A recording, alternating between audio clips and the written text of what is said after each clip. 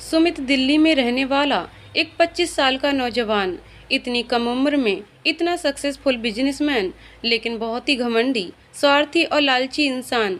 सुमित हमेशा सिर्फ अपने बारे में सोचता है। नई नई लड़कियों पर उसकी हमेशा ही गंदी नज़र रहती है। इंसान को रंग से परखता है। उसकी नज़रों में इंसान के रंग और पैसे की ही कीमत है। जब तक इंसान के पास पैसा है, तब तक ही सुमित की नज़रों में उस इंसान की कीमत है। पैसा खत्म तो सब खत्म। सुमित बहुत ही हैंडसम, गोरा रंग, लंबा कद, फैशनेबल और ब्रांडेड चीज़ों का शौक रखने वाला नौजवान है। यही पहचान है सुमित की। सुमित अगर कभी कोई चीज़ दान करता या किसी की मदद भी करता था, तो उसमें भी उसका लालच, उसका लोभ, उस दान के बदले कुछ पाने की आशा हमेशा उसके मन में पनपती रहती थी। एक शब्द में कहा जाए, सुमित एक बेहुदा इंसान है। अंकिता, सुमित की पत्नी। अंकिता सुमित के बिल्कुल अपोजिट है। अंकिता 21 साल की, दिल्ली में ही रहने वाली मिडिल क्लास घर की बेटी है। वो अपनी ग्रेजुएशन पूरी कर चुकी है और स्कूल में टीचर की जॉब करती है। अंकिता के घर में उसकी मम्मी पापा और उसका छोटा भाई है। अंकिता बहुत ही खुशमिजाज लड़की है। सादगी ही उसकी खूबसूरती है। गोरा रंग, लंबे बाल, अच्छी कदकाठी, चेहरे पर हमेशा रहने वाली स्माइल और जिंदगी को सिर्फ मस्ती से जीना, ये अंकिता की जिंदगी है। अंकिता टीचर की जॉब करके अपने पापा को फाइनेंशियल हेल्प करती है। घमंड, स्वार्थ और लोभ अंकिता से कोसों दूर है। उसकी दुनिया उसका परिवार है। उसके खुश मिजाज व्यवहार से ही वह लोगों को बहुत जल्दी अपना दोस्त बना लेती है। लोग उसके व्यवहार से बहुत ज़्यादा प्रभावित रहते हैं। सबके मन में अंकिता के लिए इज्जत और सम्मान खुद ही आ जाता है। लेकिन कहते हैं ना, खुशियों को नज़र लगती जरूर है। तो क्या अंकिता को भी? सुमित ने अंकिता को पहली बार एक शादी में देखा। अंकिता थी ही इतनी खूबसूरत, सुमित के तो होश ही उड़ गए। सुमित के दोस्त की शादी थी और अंकिता की भी दोस्त की शादी थी। सुमित उसके पीछे पागलों की तरह दीवाना हो गया। उसकी बेचैनी उसके चेहरे पर साफ दिखाई दे रही थी। उसने अपने दोस्त से अंकिता के बारे में पूछा तो दुल्हन अंकिता की दोस्त ने उसे अंकिता का नाम, परिवार सब बता दिया। सुमित अमीर कुंवारा लड़का था। उसके लिए कोई भी लड़की मना कैसे करती। सुमित अंकिता को लगातार देखे जा रहा था और ये चीज़ अंकिता ने भी नोटिस कर ली थी। उसने अपनी दोस्त से जाकर उसके बारे में पूछा तो उसने उसे सारी बात बता दी थी। वो अंकिता के लिए ही पूछ रहा है। वो उससे बात करना चाहता है, लेकिन अंकिता ने इस तरफ कोई भी ध्यान नहीं दिया। 4 दिन बाद सुमित सब कुछ पता करके शगुन की थाली लेकर पंडित जी और अपने दोस्त को साथ लेकर सीधा अंकिता के घर पहुंच गया। वहां अंकिता नहीं थी, वो स्कूल गई हुई थी। अंकिता की दोस्त प्राची ने उसके मम्मी पापा को सुमित के बारे में सब बताया। सुमित की असलियत से हर कोई अनजान था। सुमित की शानो शौकत देखकर अंकिता के पिता को लगा कि उनकी बेटी के तो भाग्य खुल गए, जो इतना अच्छा और इतना अमीर घराना मिला है। अंकिता के आने का इंतजार था बस। अंकिता घर पहुंचती है। उसकी स्कूटी की आवाज़ सुनकर ही प्राची समझ गई कि अंकिता आई है। प्राची ने सुमित को इशारा कर दिया। अंकिता के आते ही सुमित खड़ा हो गया। वो सादगी में भी कितनी सुंदर लग रही थी। अंकिता की मम्मी आकर उसे अंदर ले जाती हैं। अंकिता, मम्मी कौन है ये? शीला जी, अंकिता की मम्मी। बेटा तेरे लिए रिश्ता आया है, लड़का भी अच्छा है, प्राची लेकर आई है रिश्ता। अंकिता, इन मैडम की शादी क्या हुई? इन्होंने तो मैरिज ब्यूरो ही खोल लिया। प्राची अंदर आ जाती है। अंकिता, क्यों मैडम, क्या है ये सब? प्राची, अंकिता ये सुमित है, आकाश, प्राची के हस्बैंड का फ्रेंड। इसने तुझे शादी में ही पसंद कर लिया था। अंकिता, लेकिन मैंने तो नहीं ना। प्राची, देख अंकिता, ऐसे रिश्ते बार बार नहीं मिलते। तू सिर्फ एक बार मिल ले, बाकी जैसी तेरी मर्जी। अंकिता, अगर बात सिर्फ मिलने की है तो ये सब तामझाम क्या है? मिलना है ना बस। प्राची चुप खड़ी रहती है। अंकिता अपने पापा के कहने पर तैयार हो जाती है। अंकिता का दिमाग खराब हो गया था, फिर भी अपने पापा के लिए वो रेडी हुई। उसने सूट पहना और अच्छे से तैयार होकर आ गई। दिनेश, अंकिता के पापा, सुमित से, बेटा कौन कौन है आपके घर में? अकेले आए हो? सुमित, अंकल जी मैं अकेला ही हूँ, मेरे घर में कोई नहीं है। माँ पापा 7 साल पहले ही गुजर गए, तब से खुद को अकेले ही संभाला है। दिनेश जी, क्या करते हो बेटा? सुमित, जी मेरा खुद का बिजनेस है, अपना खुद का घर है। मैंने अंकिता को आकाश की शादी में देखा था। मैं उनसे शादी करना चाहता हूँ। मैं उनसे मिलके बात करना चाहता हूँ, वो जो ठीक समझे। दिनेश जी को सुमित ठीक लगा, और वैसे भी ये रिश्ता प्राची लाई थी तो शक की कोई गुंजाइश ही नहीं थी। अंकिता चाय की ट्रे लेकर आती है। सुमित उसे देखता ही रहता है। अंकिता भी उसे एक बार देखकर नजरें हटा लेती है। दिनेश जी दोनों को आपस में बात करने के लिए भेज देते हैं। सुमित, हेलो, मेरा नाम सुमित है, मेरा खुद का बिजनेस है।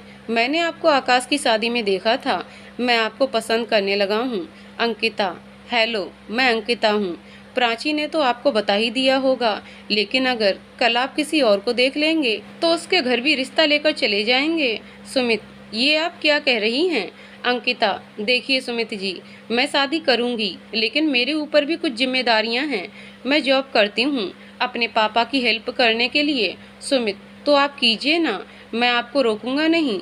अंकिता, हम दोनों एक दूसरे को नहीं जानते, मैं आपको पहली बार देख रही हूँ, जानने के लिए भी थोड़ा टाइम चाहिए ना। सुमित, तो जान लेते हैं। हेलो, नाम मैं अपना बता चुका हूँ, मेरा खुद का काम है, पूरी दुनिया घूमना चाहता हूँ, गार्डनिंग का शौक है, फैशनेबल हूँ, ब्रांडेड चीज़ों का शौक है, आपको देखकर प्यार हो गया है, आपके साथ ही पूरी दुनिया घूमना चाहता हूँ। अंकिता हंस पड़ती है और कहती है, अच्छा ऐसी बात है, सोचूंगी। अंकिता और सुमित आ जाते हैं। दिनेश जी अंकिता को एक साइड में ले जाते हैं और उसका जवाब पूछते हैं।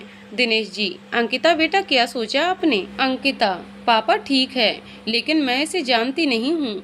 शीला जी, अरे तो हम कौन सा आज तुम्हारी शादी करवा रहे हैं, इतने टाइम में तो जान जाओगे एक दूसरे को। अंकिता, मगर मम्मी। दिनेश जी, बेटा रिश्ता खुद चलकर आया है, और वो भी इतना बड़ा, ना मत करना बेटा। मैं ठहरा मीडियम क्लास, और ये कितने बड़े घर का है, तेरे लिए इससे अच्छा रिश्ता नहीं मिलेगा। हाँ कर दे बेटा। अंकिता अपने पापा को मना नहीं कर पाई। सुमित और अंकिता का रोका हो गया। अब अंकिता और सुमित जल्दी ही शादी के बंधन में बंधने वाले हैं। सुमित और अंकिता की शादी 2 महीने बाद की थी, तो वो दोनों रोज फोन पे बात करते। सुमित काफी बार अंकिता को मिलने के लिए बुलाता, लेकिन हर बार वो मना कर देती।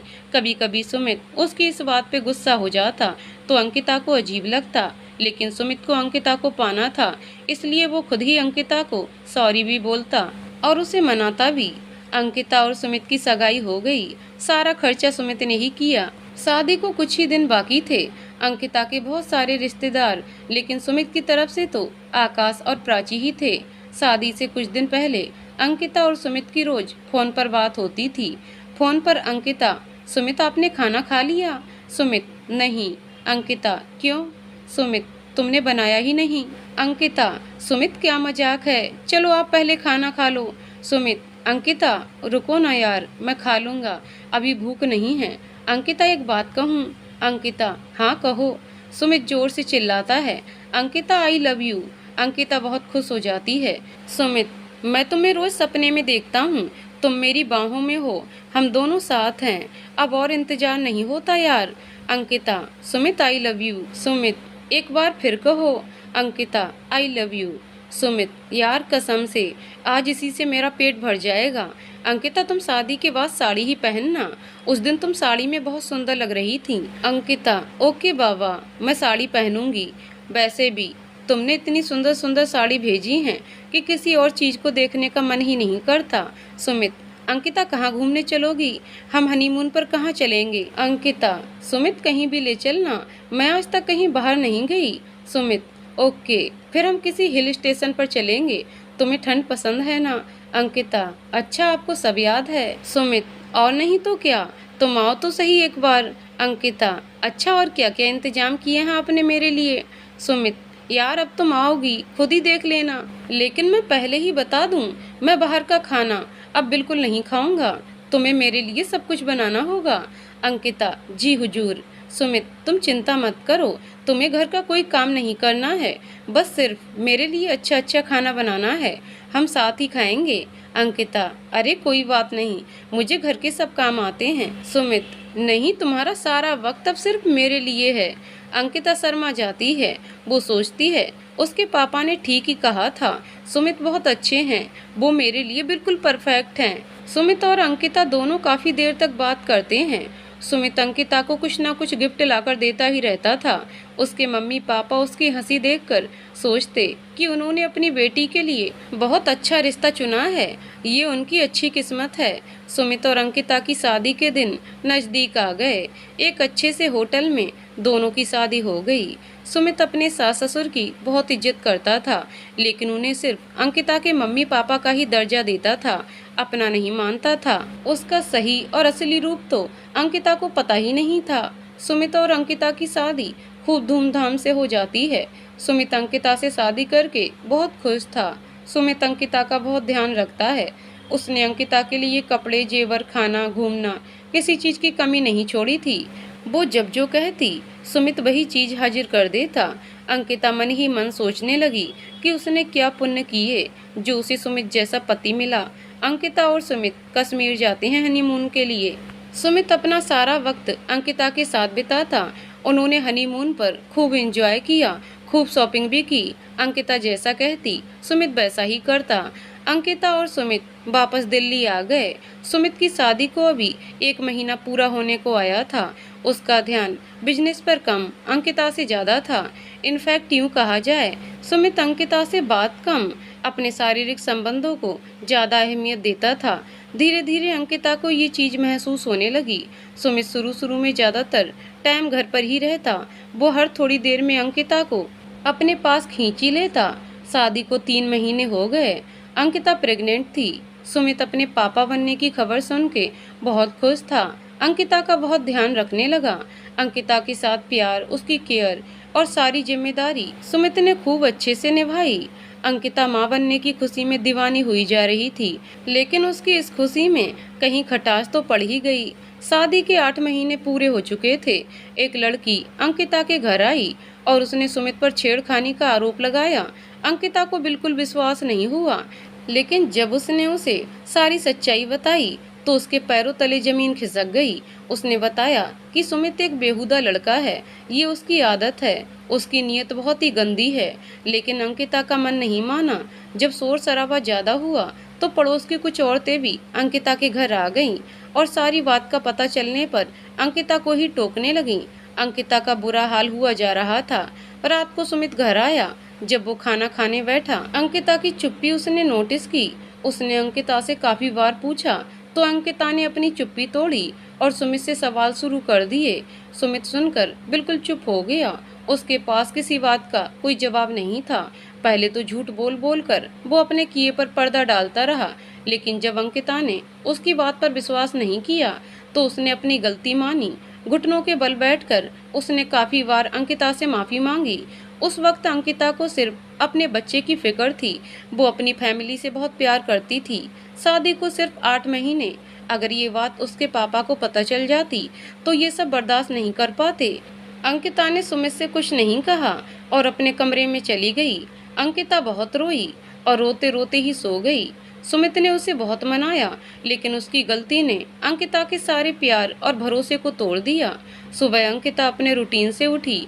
उसने सुमित के लिए नाश्ता बनाया, उसका लंच पैक किया। सुमित सुबह उसके लिए रोजेस ले आया, उससे माफी मांगी। अंकिता कुछ नहीं बोली। सुमित ने रोते रोते उससे बार बार माफी मांगी। अंकिता ने उसे माफ कर दिया। सुमित ने उससे कहा कि वो ये हरकत दोबारा कभी नहीं करेगा। अंकिता को उस पर फिर भरोसा हो गया। वो अंकिता का और भी ज्यादा ध्यान रखने लगा। अंकिता के 9 महीने पूरे हो गए। उसने एक बेटे को जन्म दिया। सुमित बेटा ही चाहता था और उसकी तमन्ना पूरी भी हुई। सुमित अंकिता और बेटे का पूरा ध्यान रखने लगा, लेकिन सुमित का व्यवहार 2 महीने में ही बदल गया। वो अपने बेटे को ज्यादा अहमियत देने लगा। अंकिता को एक केयर टेकर की फीलिंग महसूस होने लगी। दिन पर दिन सुमित का व्यवहार अंकिता के लिए बदलने लगा। वो अंकिता से ढंग से बात भी नहीं करता। अंकिता को महसूस होने लगा कि सुमित को सिर्फ बच्चे की जरूरत थी, उसकी नहीं।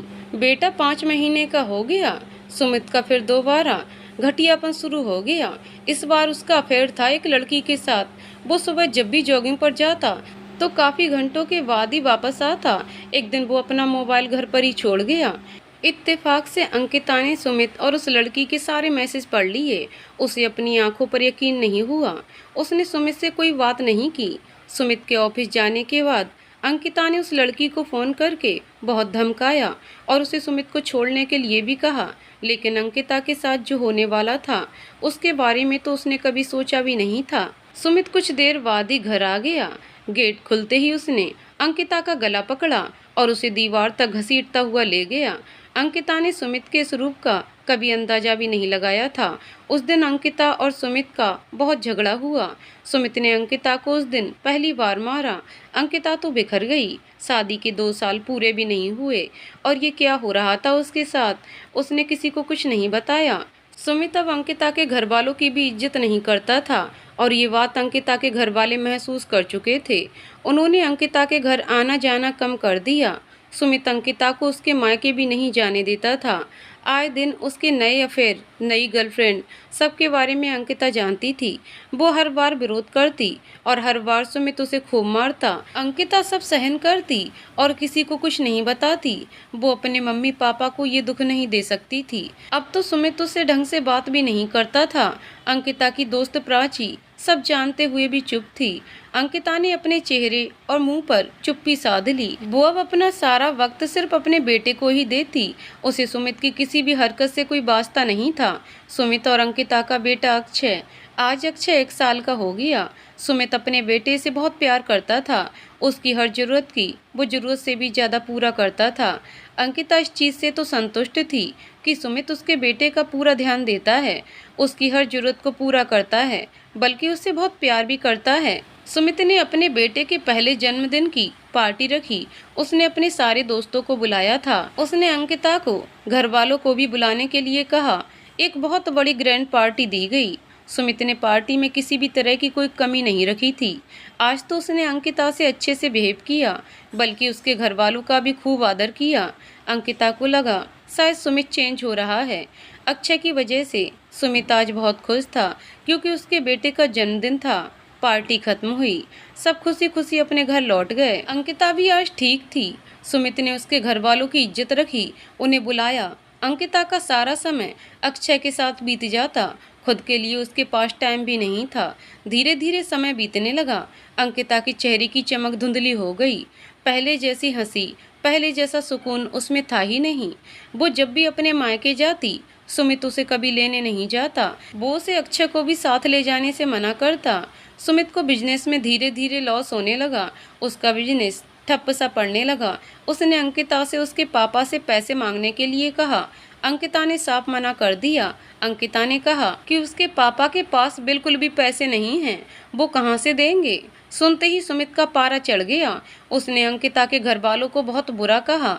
अंकिता से बर्दाश्त नहीं हुआ और उसने सुमित को खरी खोटी सुनाई। सुमित ने उसे बहुत मारा, इतना कि अंकिता के शरीर के निशान, उसके घावों से सुमित को कोई फर्क नहीं पड़ रहा था। अब तो काफ़ी बार ऐसा ही होता रहता। अंकिता के पापा दिल के मरीज थे। एक दिन दिल का दौरा पड़ने से उनकी मृत्यु हो गई। अंकिता टूट गई, बिखर गई। वो अपने पापा से बहुत प्यार करती थी। सुमित तो उसे वहाँ भी जाने से रोका, लेकिन अंकिता आज नहीं रुकी। इतने समय तक तो वो सिर्फ अपने पापा के लिए चुप थी। अब उसके पापा रहे नहीं। अंकिता चली गई अपने बेटे को लेकर। वो आखिरी बार अपने पापा को देखना चाहती थी। सुमित नहीं गया। वो अपने घमंड में इतना चूर था कि उसे किसी की परवाह नहीं थी। वहाँ सबने पूछा सुमित के लिए, लेकिन अंकिता के पास सिवाय झूठ बोलने के और कोई चारा नहीं था। उसने सबसे यही कहा कि वो दिल्ली से बाहर हैं। अपने पापा को खोने की वजह से अंकिता पर मुसीबतों का पहाड़ टूट चुका था। वो सुमित के जुल्मों से इतनी परेशान हो गई थी कि वो अपने पापा को सब कुछ बताना चाहती थी, लेकिन समय ने अंकिता को कुछ और ही दिया। अंकिता अपनी मम्मी पर बोझ नहीं बनना चाहती थी। उसके छोटे भाई की पढ़ाई भी रहती थी। अंकिता उनकी मदद करना चाहती थी, लेकिन सुमित उसे तो जैसे अंकिता के कोई दुख से लेना देना ही नहीं था। धीरे धीरे समय बीता। अक्षय 6 साल का हो गया। अक्षय रोज अपने मम्मी पापा के झगड़े को देखता। उसे इन सब चीज़ों से डर भी लगता था। वो अपनी नानी को सारी बात बताता, लेकिन वो बेचारी क्या करती। उनके खुद के रहने और खाने के लाले पड़े हुए थे। अंकिता को कैसे अपने पास बुलाती और अक्षय अक्षय को सुमित अंकिता के पास रहने देता। सुमित ने एक नया बिजनेस शुरू किया था, लेकिन वो बिल्कुल भी अच्छा नहीं चल रहा था। सुमित सारे दिन चिड़चिड़ा रहने लगा। शादी को 8 साल हो चुके थे। इन 8 सालों में अंकिता ने बहुत कुछ देखा, सहन भी किया। उसने आवाज़ उठाई, लेकिन हर बार सुमित ने उसे मार मार कर उसका मुंह बंद कर दिया। अंकिता ने अपनी पत्नी होने का हर फर्ज निभाया। जब भी सुमित बीमार होता, वो उसकी खूब सेवा करती, लेकिन बदले में उसे प्यार की कोई भावना तक हासिल नहीं होती। अब अंकिता सिर्फ चुप रहती। उसने अपनी सारी जिंदगी अक्षय के आसपास ही समेट ली थी। सुमित सिर्फ घर की जरूरतें पूरी करता, बाकी उसकी अय्यासी यूं ही चल रही थी। सुमित को सिर्फ जब अपनी जरूरत महसूस होती, तब वो अंकिता के पास आता। जब तक सुमित का व्यवहार अंकिता के साथ गलत था, तब तक अंकिता ने सहा, लेकिन सुमित का व्यवहार अब अक्षय के साथ भी बुरा होने लगा। अंकिता को ये चीज़ बिल्कुल बर्दाश्त नहीं होती थी, जिसकी वजह से उनके घर में रोज क्लेश होते थे। सुमित रोज अंकिता को मारता। अब तो वो अक्षय पर भी हाथ उठाने लगा। अक्षय बहुत ज़्यादा डरा सहमा रहता, लेकिन अंकिता किसी न किसी तरह उसे खुश रखती। वो अक्षय को अब सुमित से दूर रखने लगी। एक दिन जब घर पर कोई नहीं था, अक्षय भी स्कूल गया हुआ था, अंकिता को अपनी तबीयत खराब लगी। उसे चक्कर आने लगे। उसने आराम किया और कोई सर दर्द की दवा ले ली। अब तो उसकी तबीयत हर दूसरे दिन खराब रहती। उसने सुमित से काफ़ी बार कहा कि उसकी तबीयत ठीक नहीं है, लेकिन सुमित को अपनी फालतू लाइफ से फुर्सत कहाँ। उसकी नज़रों में अब अंकिता की कोई अहमियत नहीं थी। अंकिता खुद डॉक्टर के पास गई। डॉक्टर ने उसके काफ़ी सारे टेस्ट भी किए। रिपोर्ट आने में अभी दिन थे। अंकिता के भाई की अच्छी जगह नौकरी लग गई। वो एक लड़की को पसंद करता था, तो उन दोनों की शादी भी हो गई। अंकिता का भाई सोमिल अक्षय को बहुत प्यार करता था। उसकी बीबी रचना भी अक्षय को बहुत प्यार करती थी। अक्षय जब भी अपनी नानी के घर जाता, तो रचना उसे बहुत प्यार करती, बहुत दुलार करती। अंकिता की रिपोर्ट आ गई। अंकिता को ब्रेन ट्यूमर था। उसके पास बहुत कम वक्त बचा था। उसकी समझ में नहीं आया कि वो क्या करे। उसका ट्यूमर लास्ट स्टेज पर था। उसे सिर्फ अक्षय की चिंता खाए जा रही थी। उसके बाद अक्षय का क्या होगा? सुमित पर तो वो बिल्कुल भी भरोसा नहीं करती थी। उसने अक्षय को कुछ नहीं बताया, लेकिन उसने एक फैसला ले लिया कि उसे अपने जाने से पहले क्या क्या करना है। अंकिता रिपोर्ट लेकर घर आ जाती है। उसकी सारी दुनिया सिर्फ और सिर्फ अक्षय ही है। उसे अपने मरने का कोई गम नहीं, चिंता सिर्फ अक्षय की है। उसके बाद अक्षय का क्या होगा? अक्षय सिर्फ 6 साल का मासूम बच्चा है। उसने सोचा कि शायद मुझे एक बार सुमित को बता देना चाहिए, क्या पता वो अपनी जिम्मेदारी समझ जाए। वो मन ही मन भगवान से प्रार्थना करती है कि उसकी किस्मत में इतना वक्त जरूर देना कि वो अपने बेटे को सही हाथों में सौंप सके। सुमित देर रात नशे की हालत में घर आया। अंकिता ने टेबल पर खाना लगाया। अंकिता अक्षय को सुमित से दूर रखती थी। उसके पिता की इन हरकतों का उस छोटे बच्चे पर क्या असर पड़ेगा? खाना खाने के बाद अंकिता ने सुमित को अपनी रिपोर्ट दिखाई और उसे बताया भी कि उसे ब्रेन ट्यूमर है। उसके पास ज़्यादा वक्त नहीं है। सुमित ने वो रिपोर्ट फेंक दी और उसने अंकिता से कहा, कल मरो चाहे आज, आई डोंट केयर। वो दोनों हाथ जोड़कर अपना सर ऊपर करके कहने लगा, हे भगवान, तूने मेरी सुन ली। इस औरत से मुझे छुटकारा दिला दिया। तेरा बहुत बहुत धन्यवाद। अंकिता को ये सब सुनकर अपने आप पर यकीन नहीं हुआ। वो मन ही मन सोचने लगी, ये वही सुमित है जो खुद आगे से चलकर मुझसे शादी करना चाहते थे, जिन्हें मेरी हर छोटी बड़ी चीज़ की परवाह रहती थी। मेरी आँख का एक आंसू भी इनसे बर्दाश्त नहीं होता था। क्या ये सिर्फ मेरे शरीर की लालसा या सिर्फ मेरे अस्तित्व को नोचने के लिए किया गया ढोंग था? अंकिता का दिमाग काम नहीं कर रहा था।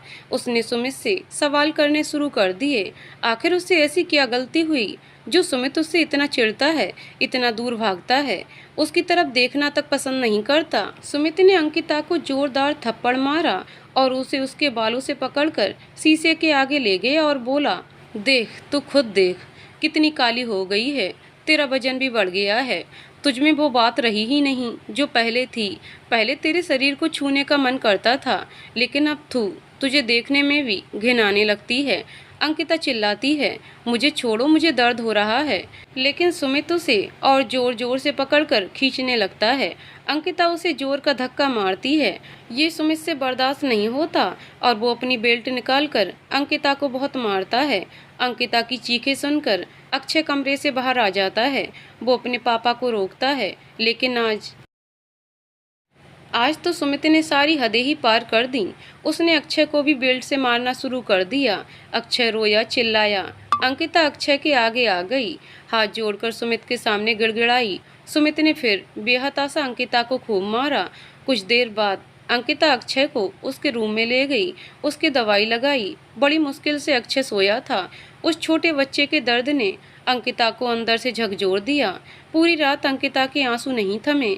उसने अपने भाई को मैसेज करके सुबह घर बुलाया। अंकिता ने जो फैसला लेना था आज के किस्से के बाद उसने ले लिया। सुबह रोज की तरह अंकिता ने नाश्ता बनाया। अक्षय को दर्द बहुत ज़्यादा था, इसलिए अंकिता ने उसे स्कूल नहीं भेजा। सुमित ने नाश्ता किया। उसने एक बार भी न अंकिता के घाव देखे न अक्षय के। चला गया वो अपने ऑफिस। 2 घंटे बाद सोमिल अंकिता से मिलने आया। जैसे ही उसने अपनी बहन को देखा उसे बहुत गुस्सा आया। वो सुमित को जान से मारने के लिए जाने लगा तो अंकिता ने उसे रोक लिया। पहली बार वो अपने भाई के गले लगकर खूब रोई। सोमिल को अक्षय के पास ले गई। अक्षय के घाव देखकर तो सोमिल और भी गुस्से में भर गया। उसने अंकिता पर खूब गुस्सा किया। दोनों भाई बहन एक दूसरे के गले लगकर खूब रोए। अंकिता ने सोमिल से कुछ पेपर बनवाने को कहे। अंकिता को अब पूरा भरोसा हो गया कि वो अक्षय को सुमित के पास छोड़कर तो नहीं जा सकती। अंकिता ने जो जो सोचा वो सब अपने भाई को बताया और उसे वैसा ही करने को कहा। सोमिल भी समझ गया कि उसकी बहन बिल्कुल सही कह रही है। गुस्से में वो अक्षय को खो बैठेगा। अंकिता ने सोमिल से अक्षय की कस्टडी के पेपर तैयार करवाए, जिसमें साफ लिखा था कि अंकिता के मरने के बाद सुमित अपने बच्चे अक्षय की कस्टडी उसके मामा सोमिल और उसकी मामी रचना को सौंपता है। सोमिल ने वो पेपर्स जल्दी अंकिता को लाकर दिए। सुमित रोज ही नशे की हालत में घर आता था। उसे होश तो रहता नहीं था। अंकिता ने इस चीज का फायदा उठाया। उसने सुमित की नशे की हालत में उससे कस्टडी पेपर पर साइन करवा लिए और सुमित ने कर भी दिया। उसे होश ही कहाँ था। अंकिता अक्षय के रूम में गई, अपने बेटे को बहुत प्यार करने लगी। अब उसने रोज अक्षय के लिए एक लेटर लिखना शुरू कर दिया। अक्षय अभी बहुत छोटा था, इसलिए वो कुछ समझ नहीं पाता। ये लेटर उसकी माँ की तरफ से उसके लिए थे, ताकि उसे बाद में ये ना लगे कि उसकी मम्मी उसे अकेला छोड़कर चली गई। अंकिता के पास सच में बहुत कम वक्त था। उसने अपने बेटे की सारी ज़रूरतें, उसकी सारी बात, पसंद नापसंद एक पेपर में लिखकर रचना को दे दिया। रचना अपनी ननद अंकिता से बहुत प्यार करती थी। जब से उसे अंकिता के बारे में पता चला, उसके इलाज के लिए कहाँ कहाँ नहीं गई, कितने ही डॉक्टर को रिपोर्ट दिखाई, लेकिन कुछ नहीं हो सकता था। अंकिता का लास्ट स्टेज था। रचना ने अंकिता से वादा किया कि वो अक्षय को कभी माँ की कमी नहीं होने देगी, सुमित से उसे बहुत दूर रखेगी।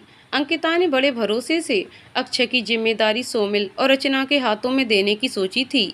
अंकिता के दिन नज़दीक आने लगे। उसकी तबीयत बहुत खराब रहने लगी। सोमिल ने उससे कई बार अपने साथ चलने को कहा, लेकिन वो नहीं गई। उसे डर था कहीं सुमित को कस्टडी पेपर के बारे में अभी पता चल गया तो वो अक्षय को पाने के लिए कुछ भी कर देगा। आज रक्षाबंधन है। सोमिल अपनी बहन अंकिता से राखी बंधवाने गया। उसने अंकिता के लिए सुंदर सी साड़ी भी खरीदी, उसकी फेवरेट चॉकलेट, अक्षय के लिए खिलौने सब लेकर गया। जब वो वहां पहुंचा तो अंकिता अपनी आखिरी सांसें गिन रही थी। उसने सोमिल को अपने पास बिठाया। अक्षय अपनी मम्मी को ऐसे देखकर रो रहा था। अंकिता ने जल्दी से अपने भाई की कलाई पर राखी बांधी और उससे वचन ले लिया कि वो अक्षय को अपनी जान से भी ज़्यादा प्यार करेगा, उसकी सुरक्षा करेगा, उसे सुमित से दूर रखेगा। सोमिल ने उसे वचन दिया। उसका हाथ अपने हाथ में लिया और अंकिता ने अपनी आखिरी सांस ली और अक्षय और सोमिल का हाथ अपने हाथों में कस के पकड़ा और दुनिया को छोड़ गई। अक्षय को लगा उसकी मम्मी सो गई है, वो बीमार थी ना। अक्षय ने अपनी मम्मी को खूब जगाया, लेकिन वो कैसे उठती। सोमिल के हाथ से चॉकलेट छूटकर गिर गई। इस चॉकलेट पर तो हमेशा ही उन दोनों भाई बहन की कितनी लड़ाई होती थी, आज तो ऐसे ही चली गई। सोमिल पागल सा हो गया। उसने रचना को फ़ोन करके बताया कि वो अंकिता और अक्षय को घर लेकर आ रहा है। रचना फूट फूट कर रोने लगी। अंकिता की मम्मी आई। उन्हें समझ नहीं आया क्यों उनकी बहू इस तरह से रो रही है। रचना ने उन्हें बीते दिनों की सारी बात बताई। अंकिता की मम्मी अपनी बेटी के जाने के गम में चूर हो गईं। सोमिल ने एम्बुलेंस बुलवाई और अक्षय का बैग लिया और उसे अपने घर ले गया। एम्बुलेंस घर के आगे रुकी। सारे पड़ोसी घरों से बाहर देखने लगे किसके क्या हुआ है। अंकिता को एम्बुलेंस से बाहर लाया गया। अंकिता को देख रचना, उसकी मम्मी वहीं रो रो कर बेहाल होने लगी। सोमिल ने अक्षय को रचना को सौंपा और कहा, हमारा बेटा हमारी जिम्मेदारी है। रचना ने हाँ में सिर हिलाया। वो अक्षय को अंदर ले गई। उस छोटे बच्चे के लिए ये सब कुछ ठीक नहीं था। उसके पड़ोसी भी अंकिता के लिए बहुत रोए। अंकिता थी ही इतनी अच्छी। सोमिल का मन गुस्से से जितना भरा हुआ था उतना ही अक्षय के लिए ममता भरी थी। उसने कसम खाई कि अक्षय पर कोई आंच नहीं आने देगा। सोमिल ने अक्षय से ही अंकिता का अंतिम संस्कार करवाया। अक्षय छोटा जरूर था लेकिन समझ गया कि उसकी मम्मी उसे छोड़कर भगवान जी के पास चली गई हैं। सुमित सोमिल के घर आया अक्षय को लेने, लेकिन सोमिल ने उसे अंदर भी नहीं घुसने दिया। सुमित ने पुलिस की धमकी दी लेकिन सोमिल पहले से तैयार था। उसने और अंकिता ने मिलकर पहले ही सारी तैयारी कर ली थी। अंकिता अपने जाने से पहले सब करके गई थी। सोमिल को ये देखकर बहुत अफसोस हुआ कि सुमित को अंकिता के जाने का रत्ती भर भी दुख नहीं था। सुमित ने पुलिस में रिपोर्ट की लेकिन सोमिल के पास ऑलरेडी कस्टडी पेपर थे। सुमित ने कोर्ट में केस कर दिया। वो मन ही मन अंकिता को कोसने लगा कि उसने धोखे से अक्षय को उससे दूर किया है। वो रोज सोमिल के घर के बाहर तमाशा करता, उनके घर में घुसने की कोशिश करता। बेचारा अक्षय जो अपनी माँ के गम में सारे टाइम उदास रहता। अपने पापा को इस तरह देखकर वो डर जाता, सहम जाता। आज कोर्ट में पेशी थी। सोमिल अपनी पूरी तैयारी के साथ गया था। कोर्ट का दिन। कोर्ट में सुमित के वकील ने अपना हर हथकंडा अपनाया। यहाँ तक कि सुमित ने अक्षय को पाने के लिए सोमिल का वकील भी खरीदना चाहा, पर सच्चाई और इंसानियत कहीं तो जिंदा थी। सोमिल का वकील नहीं बिका। सोमिल ने कोर्ट में स्टडी पेपर्स पेश किए। सुमित ने उन पेपर्स पर झूठे होने का दावा किया। वो किसी भी कीमत पर अक्षय को पाना चाहता था। उसका अहम उसके ऊपर हावी था। ना चाहते हुए भी अक्षय को कोर्ट में बुलवाया गया। रचना उसे बड़ी हिम्मत करके लाई थी। अक्षय जब कोर्ट में आया तो वो पुलिस से बहुत डर रहा था और सुमित को देखकर तो वो और भी घबरा गया। उसकी दिमागी हालत बहुत नाजुक थी, इसलिए जज ने अक्षय के साथ एक अलग से मीटिंग की। जज ने अक्षय को एक रूम में बुलाया।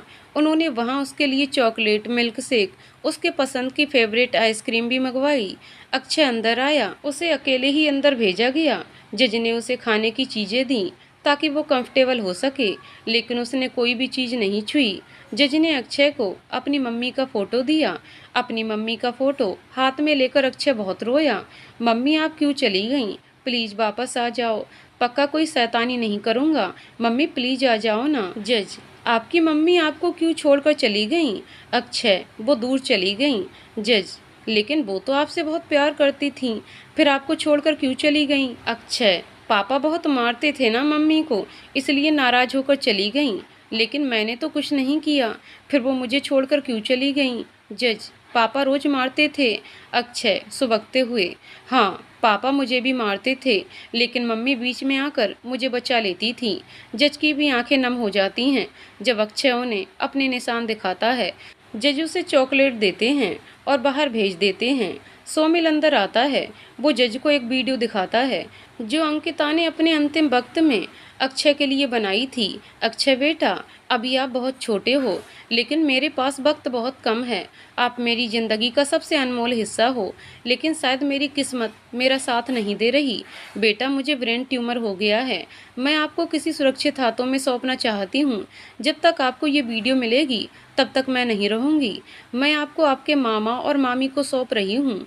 अब से आप उनके साथ रहना, उन्हें परेशान मत करना। मैं हमेशा आपके सपनों में आकर आपको बहुत सारा प्यार करूँगी। मैं अंकिता, अक्षय की माँ, अक्षय की पूरी जिम्मेदारी उसके मामा सोमिल और मामी रचना को सौंपती हूँ। मुझे मेरे पति पर बिल्कुल भरोसा नहीं है। अक्षय पर सुमित का कोई अधिकार नहीं है। जज सोमिल के हक में फैसला सुनाते हैं। अक्षय की कस्टडी सोमिल और रचना को मिल जाती है। सुमित गुस्से में पागल हो जाता है। घर पहुंचकर अंकिता का सारा सामान उठाकर फेंक देता है। उसके कपड़े, गहने, उसकी किताबें, उसका सारा सामान जला देता है। सोमिल और रचना अक्षय को लीगली अडॉप्ट कर लेते हैं। दोनों अक्षय को बहुत ज़्यादा वक्त देते, उसके साथ खेलते, उसे बाहर घुमाने ले जाते। अक्षय को जो जो पसंद है वो सब उसकी नानी उसे बनाकर खिलाती, लेकिन अक्षय दिन रात अपनी मम्मी को ही याद करता। एक दिन सोमिल, रचना मैं तुमसे कुछ कहूँ। रचना, हाँ कहो ना। सोमिल, रचना मैं तुमसे बहुत प्यार करता हूँ, मैं तुम्हें हमेशा खुश रखूंगा। रचना सोमिल के गालों पर हाथ रखते हुए, सोमिल क्या हुआ, क्या बात है? जो बात मन में है साफ साफ बताओ प्लीज। सोमिल, रचना मुझे गलत मत समझना, प्लीज थोड़ा टाइम दे दो। जब तक अक्षय पूरी तरह से ठीक ना हो जाए तब तक हम अपने बच्चे के लिए नहीं सोचेंगे। रचना, सोमिल आपको ये बात कहने की जरूरत नहीं है।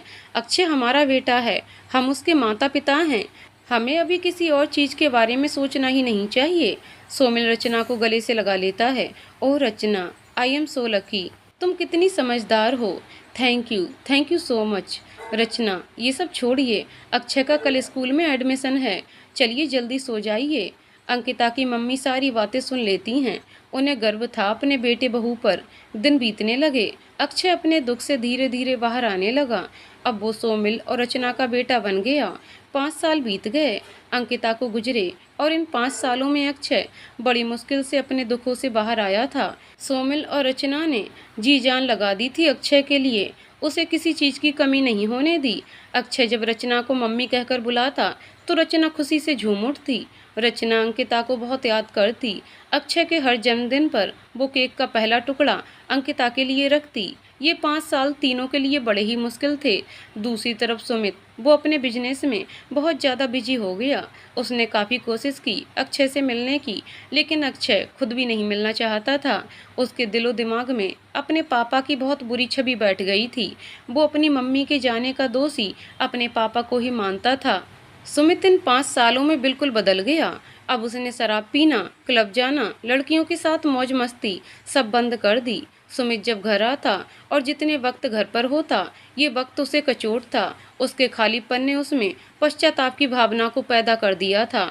उसे अब अपने किए पर शर्मिंदगी महसूस होने लगी। वो अंकिता को याद करके रोता। उसके साथ कोई नहीं था, वो घर में बिल्कुल अकेला रह गया था।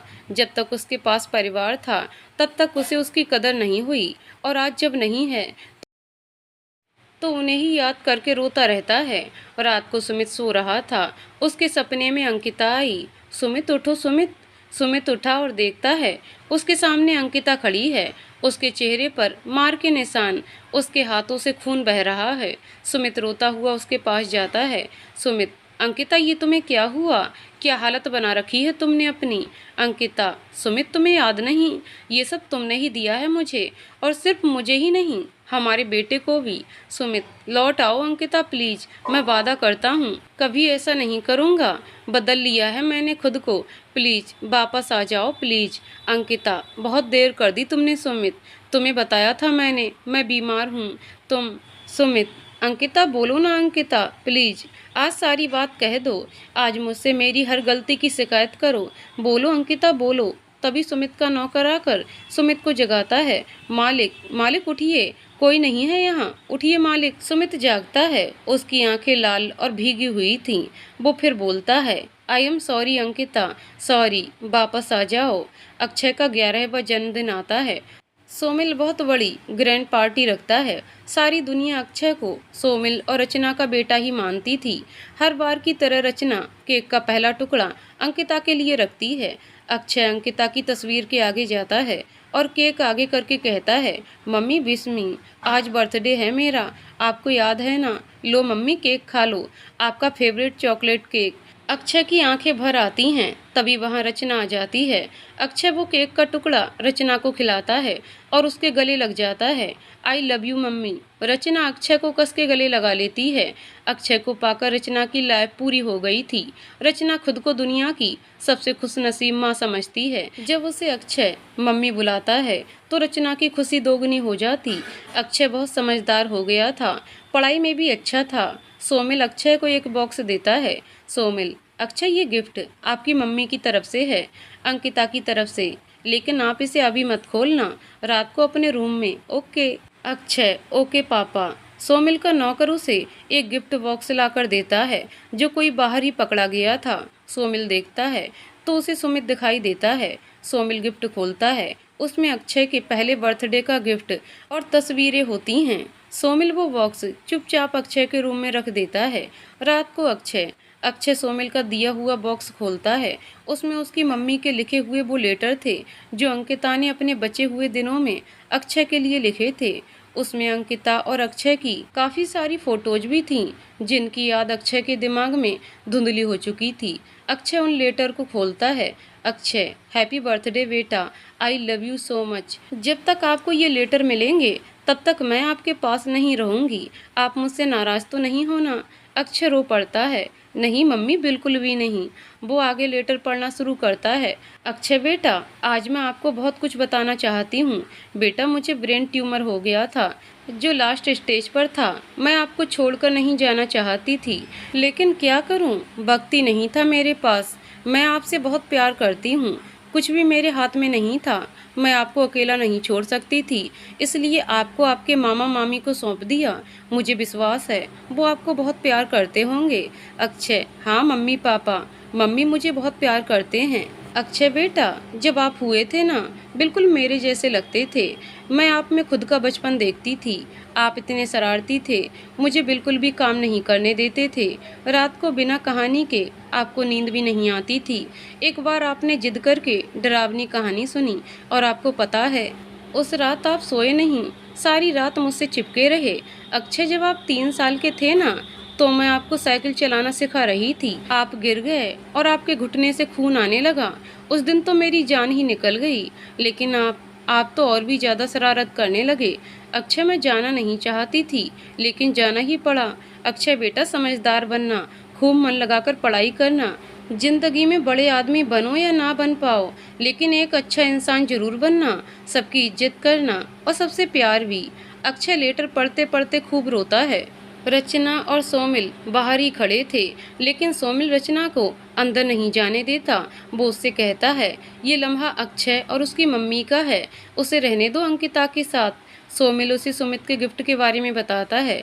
रचना सुमित का नाम सुनकर ही गुस्सा हो जाती है। सोमिल उसे शांत करता है।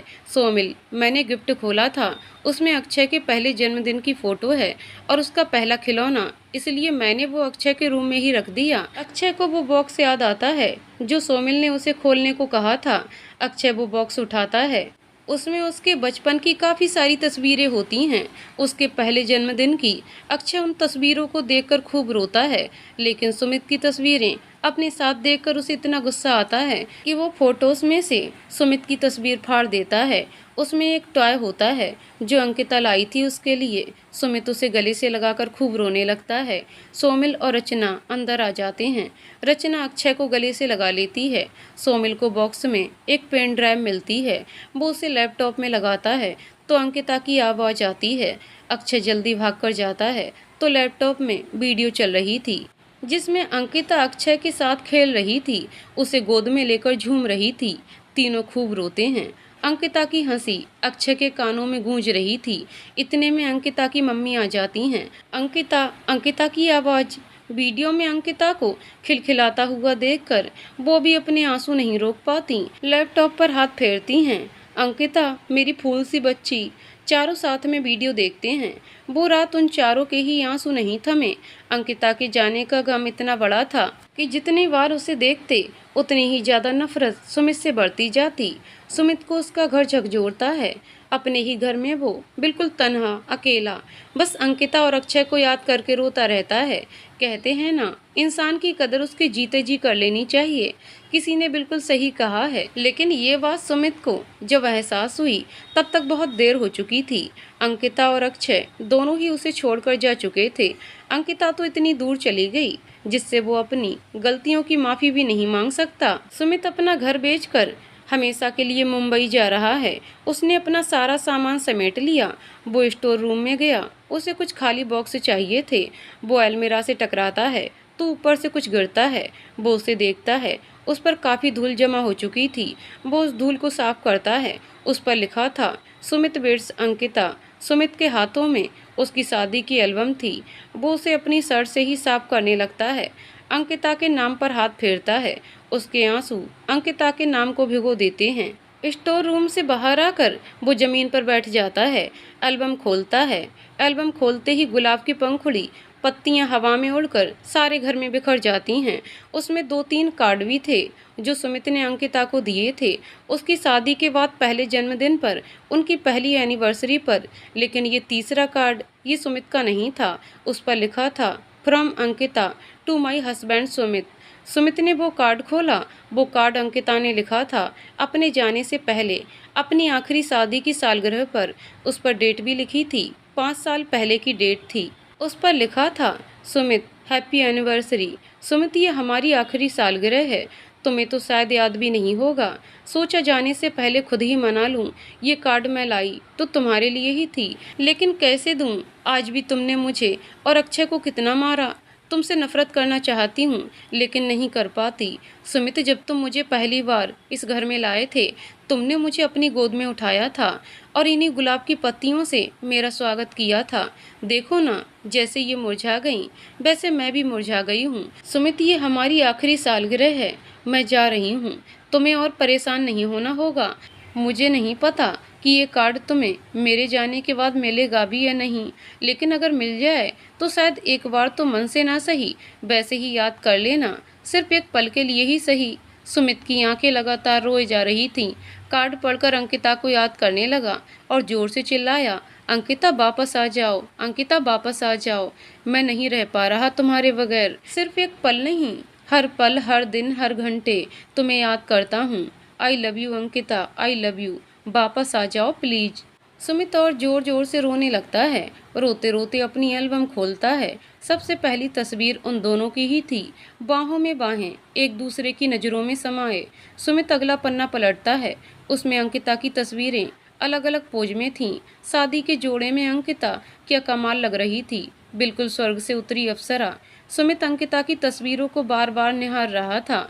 वो एल्बम को अच्छे से साफ करता है और रोते रोते यही बोलता है, अंकिता, मैंने तुम्हारे साथ बहुत बुरा सलूक किया। मैं अपनी गलती को सुधार तो नहीं सकता, लेकिन जीवन भर पश्चाताप तो कर सकता हूँ ना। शायद तब तुम मुझे माफ़ कर दो। सुमित एल्बम अपने सामान में रखता है और उस घर को छोड़कर चला जाता है। वो पहले सोमिल के घर जाता है। सोमिल तो उसकी शक्ल तक नहीं देखना चाहता था, लेकिन फिर भी उसे सुमित से मजबूरी में मिलना पड़ा। सोमिल की मम्मी वहाँ आ जाती हैं। अब क्या लेने आए हो? मेरी बेटी को तो खा गए तुम। खबरदार, जो अक्षय की तरफ नज़र उठाकर भी देखा, जान ले लूंगी मैं तेरी। सोमिल अपनी मम्मी को शांत करवाता है और अर्चना को बुलाकर उन्हें अंदर ले जाने के लिए कहता है। सोमिल, किस लिए आए हो यहाँ? सुमित, मुझे पता है मैंने जो कुछ भी किया है माफ़ी के लायक नहीं है। मुझे माफ़ी मिलनी भी नहीं चाहिए। मैं सिर्फ अक्षय को एक बार देखना चाहता हूँ। मैं हमेशा हमेशा के लिए जा रहा हूँ, फिर कभी परेशान नहीं करूँगा। बस सिर्फ एक बार। सोमिल, सोचना भी मत। अक्षय नफरत करता है तुमसे। अब मैं उसका पिता हूँ और उसे तुमसे कभी मिलने नहीं दूंगा। इतने सालों में अब मेरा बेटा संभला है और उसे तुमसे मिलवाकर फिर वहीं पीछे धकेल दूं, जहाँ से उसे निकालने में हमें 5 साल लग गए। चले जाओ यहाँ से। मैं अपने बेटे को तुम्हारी शक्ल तक भी नहीं देखने दूंगा। निकल जाओ यहाँ से। उस वक्त अक्षय घर पर नहीं था, स्कूल गया हुआ था। सुमित, मैंने अपनी सारी प्रॉपर्टी अक्षय के नाम कर दी है। ये उसके पेपर्स हैं। सोमिल, अपनी प्रॉपर्टी अपने साथ लेकर जाओ। मेरा बेटा तुम्हारे पैसों का मोहताज नहीं है। सुमित कुछ नहीं कहता और पेपर्स वहां छोड़कर चला जाता है। सोमिल का गुस्सा उसे देखकर और भी ज़्यादा गहरा होता जा रहा था। अक्षय के आने का भी वक्त हो गया। सुमित अपनी टैक्सी में बैठा, तभी उसके कानों में आवाज़ आई, बाय अक्षय। सुमित ने टैक्सी में से झांका। सोमिल डर गया। वो बालकनी से देखता है, अक्षय आ रहा है। उसे डर है कि कहीं सुमित अक्षय के सामने ना आ जाए, लेकिन सुमित उसे टैक्सी में से ही देखता है। अपने बेटे को देख उसकी पश्चाताप की भावना और भी दृढ़ हो जाती है। सुमित कहता है, बेटा, मैंने आपके साथ जो जो बदसलूकी की है उसका पश्चाताप जरूर करूँगा। आप अपना ख्याल रखना। सुमित वहाँ से चला जाता है। सोमिल भी शांत हो जाता है। 1 साल बाद सोमिल और रचना को एक प्यारी सी बेटी होती है। अक्षय अपनी बहन को पाकर बहुत खुश था।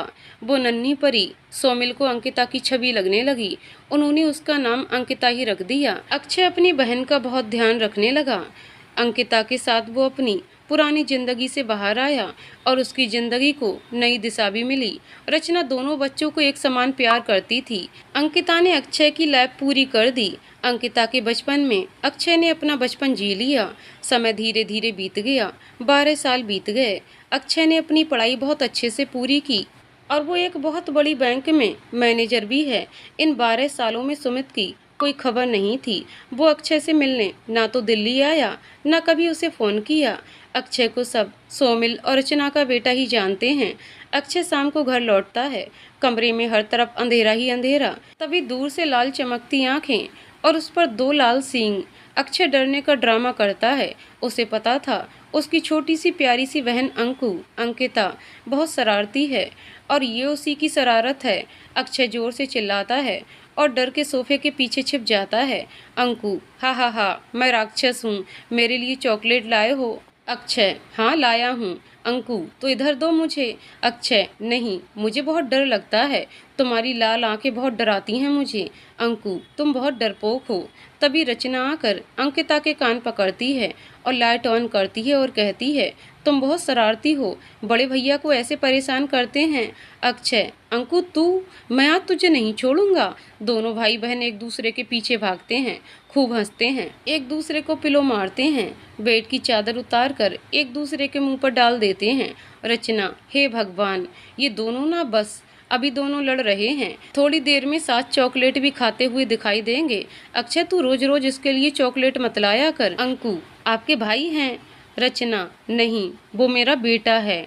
अंकु, तो फिर आपको क्यों परेशानी हो रही है? रचना, अच्छा शैतान की नानी, पहले तो उसे डराती है, फिर फोन करके भाई ये ले आना वो ले आना, और फिर तुम्हारी लड़ाई। अक्षय अंकु को इशारा करता है। रचना दूसरी तरफ मुंह करके सारा सामान रख रही थी। वो बोले जा रही थी और दोनों भाई बहन बाहर चले जाते हैं। रचना को बैग की आवाज़ आती है। पीछे मुड़कर देखती है तो दोनों गायब। रचना बाहर जाती है। दोनों जा रहे थे। रचना, तुम दोनों वापस आओ, फिर बताती हूँ। अक्षय और अंकु, ओके, हम आइसक्रीम खाकर आ जाएंगे। सोमिल आ जाता है और वो सब कुछ देखकर खूब हंस रहा था। रचना ने गुस्से से उसकी तरफ देखा तो उसकी हंसी गायब हो गई। रचना, चले गए फिर दोनों? बहुत शरारती हो गई है ये अंकिता। अभी तो आया था अक्षय, फिर ले गई उसे बाहर। दिन भर थक जाता है और ये आते ही उसके पीछे पड़ जाती है। सोमिल रचना के कंधे पर हाथ रखकर, तुम दोनों भाई बहन के बीच में मत पड़ो, ये उनकी दुनिया है। अक्षय अंकिता के साथ कितना खुश रहता है, तुम्हें पता है ना? रचना, सोमिल, हमारे बच्चों को किसी की नज़र तो नहीं लग जाएगी ना? सोमिल, नज़र? हम हैं ना अपने बच्चों की ढाल, घबराया मत करो, मैं हूँ ना, कभी अपने बच्चों पर कोई आंच नहीं आने दूंगा। उधर अक्षय और अंकु बैग पर जा रहे होते हैं। अंकु थोड़ी शरारत करती है और बैग एक लड़की से टकरा जाती है। लड़की के पैर में चोट लगती है। जब वो अपने बाल उठाकर ऊपर देखती है तो उसे देखते ही अक्षय के होश उड़ जाते हैं। उसकी खूबसूरती में खो जाता है। अंकु उसे काफ़ी बार आवाज़ देती है लेकिन वो अपने होश खो बैठा था। लड़की अक्षय के पास आकर उसके बाल खींच लेती है। अक्षय चिल्लाता है, लड़की, क्यों, अब हुआ दर्द? अंधे हो, कैसे बाइक चलाते हो? अंकु, दीदी सॉरी, इसमें भाई की कोई गलती नहीं है, ये मेरी वजह से हुआ है, आई एम सॉरी दीदी। लड़की, शर्म करो, कितनी छोटी है तुमसे और उसे माफ़ी मांगनी पड़ रही है, बेशर्म कहीं के। अक्षय, अरे नहीं नहीं, आप गलत समझ रही हैं, सॉरी, गलती हो गई। लड़की के बाल बार बार उसके मुंह को छू रहे थे। अक्षय को तो कोई सुध ही नहीं थी, बस उसे ही देखे जा रहा था। लड़की, तुम्हें बाइक चलानी आती है? अक्षय हाँ तो बोलता है लेकिन ना में सिर हिलाता है। लड़की अंकु की तरफ देखते हुए, पागल है कि तुम्हारा भाई? अंकु, पता नहीं, जब घर से चले थे तब तो ठीक थे। लड़की, चोट मुझे लगी है, दिमाग पर असर इन जनाब के हुआ है। लड़की लंगड़ाकर चलती है। अक्षय बैग से उतरता है और मेडिकल स्टोर से दवाई लाता है और उसके आगे करता है। लड़की उसका हाथ झटक देती है। अंकु, दीदी सॉरी, लगा लो ना प्लीज। लड़की, तुम बहुत प्यारी हो, तुम्हारी बातें तो तुमसे भी प्यारी हैं। अक्षय अंकु की तरफ देखकर, प्यारी और ये? लड़की, और नहीं तो क्या तुम? अकड़ू खड़ूस, वो अंकिता से उसका नाम पूछती है। अंकिता, दीदी अंकु यानी अंकिता, और आपका? लड़की, हेलो अंकिता, मेरा नाम आरोही है, मैं मुंबई से आई हूँ, यहाँ दिल्ली कुछ जरूरी काम से आई हूँ। Akshay, hello, I am Akshay. लड़की उसे नज़रअंदाज कर देती है और जाने लगती है। तभी अंकु उससे जिद करती है कि हम आपको बाइक से आपके घर छोड़ देंगे। आरोही मना करती है, लेकिन अंकु उसे जबरदस्ती बाइक पर बिठा ही लेती है। अक्षय बाइक का शीशा आरोही की तरफ करता है। उसके मन से आवाज आती है, आरोही। आरोही देख लेती है कि अक्षय उसे देख रहा है। वो अक्षय को गुस्से से आंख दिखाती है। आरोही का घर आ जाता है। अक्षय उसे फिर सॉरी कहता है। इस बार आरोही उसे माफ कर देती है। आरोही अंकु से गले लगती है और बाय कहकर चली जाती है। अक्षय और अंकु घर आ जाते हैं। रचना, खाली आइसक्रीम महारानी जी ने? अंकु, नहीं मम्मी, मैंने तो कुछ नहीं खाया, लेकिन भाई ने बहुत सारी डांट खाई।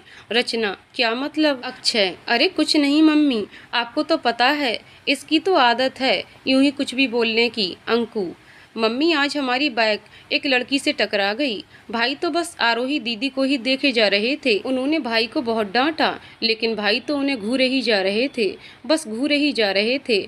और मम्मी आपको बताऊं? अक्षय, अंकु बस अब चुप। रचना, अंकु बोल, तू बोल आगे, फिर क्या हुआ? अंकु, मम्मी भाई ने ना बाइक का शीशा भी आरोही दीदी की तरफ कर दिया था, तभी तो दीदी बार बार अपना चेहरा छुपा रही थी। अक्षय, नहीं मम्मी, ऐसा कुछ नहीं है, झूठ बोलती है ये। रचना अक्षय को बोलती है, बेटा यही उम्र है प्यार की, बस उसमें सच्चाई होनी चाहिए। अगर तुम्हारे मन में सच्चा प्यार है तो वो तुम्हें जरूर मिलेगी। अक्षय, जैसे आप और पापा। रचना हंसते हुए, हाँ मेरे भोंदू, चलो दोनों चलकर खाना खा लो। आगे की कहानी अगले वीडियो में। तो दोस्तों, आपको कहानी कैसी लगी कमेंट करके ज़रूर बताइएगा। कहानी पसंद आई हो तो वीडियो को लाइक शेयर करें और चैनल को सब्सक्राइब करें। कहानी को पूरा सुनने के लिए बहुत बहुत धन्यवाद दोस्तों।